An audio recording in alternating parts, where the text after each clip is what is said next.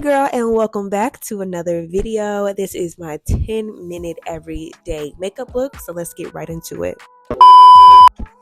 First, I am just starting out with this Summer Fridays lip balm. I absolutely love this product. If I put it on at night, I wake up the next morning, my lips are still moisturized.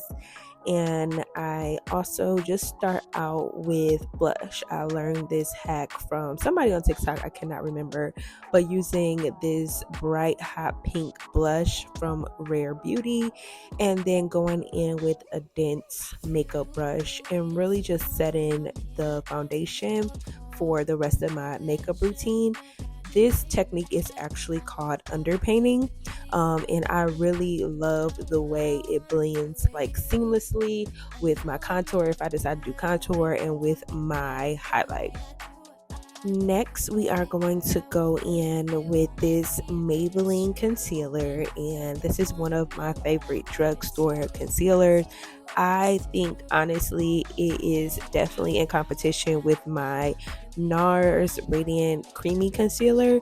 I want to say this is in color 147 or 148. I'll have everything linked down below. But I just do a little bit underneath my eyes, a little bit on my chin, the bridge of my nose, and my forehead.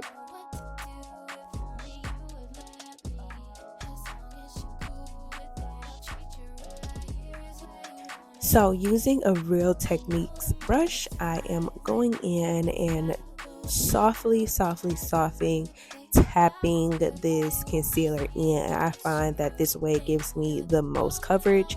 I am going all the way up with the concealer to the ends of my brows, and just again, light soft taps is what I really like. It gets all into the creases and it gives like a flawless look when you do it with a brush.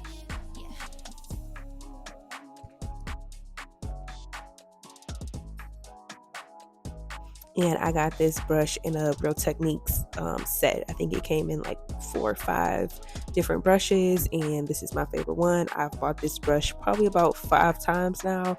It is just a concealer brush and it works beautifully.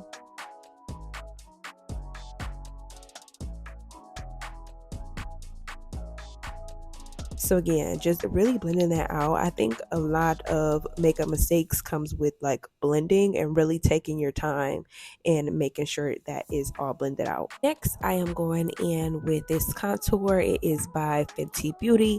Just putting a little bit on my forehead, underneath my cheekbones, and then doing a nose contour. I don't really like to go super deep with my contour on my nose, but this is what I do primarily for the most part every day. I am then just blending that contour in. Again, blending is a lot of people's number one mistake. Like if you can blend everything out in addition to like the right placement, your makeup 9 times out of 10 9 times out of 10 your makeup is going to turn out relatively good even without that much practice. So blending, and then placement of product is like number one, honestly. And then just dragging that contour into my eyelids for a little bit of definition. This is my first time trying this Danessa Myricks Blurring Balm Powder. Not exactly sure of the title, but I don't know if you can tell how like seamlessly this is blending into my skin. So it starts off as a balm, and then as time goes by, it kind of gives like a powdery blurring effect, and you just see how perfect that is. I believe this color is a color number 9. I originally got it from Sephora.com. I got the wrong color. I got 10, which was a little bit too red and a little bit too dark for me, but this is the color 9 and it works perfectly. Like literally you cannot tell. I'm also just taking that concealer and kind of blending it in with that color that is actually my shade. I then am going in with a Real Techniques sponge and just trying to blend those harsh lines as best as possible. Again, blending, number one. Next, going in with this Fenty Beauty bronzer. I just do a light hand with this because of the blush is already kind of pink, and then my contour is there. I really don't need too much bronzing, but it does give you like a sun-kissed type of feel. Next is going to be my brows. I have very sparse brows, and I normally do my brows first, but I feel like I'm able to see the shape a little bit more once my like all the steps in my makeup routine. So I now do my eyebrows kind of second to last, and I kind of like the way they turn out. I don't need too much because I have some older microblading, and it's there just to give me the shape. Again, I have a little hair but not too much, so I don't do too much when it comes to my brows. I focus mainly on the bottom of my brows for a more natural look. So the bottom is more defined, and I kind of like fluff them up to give like a more natural effect.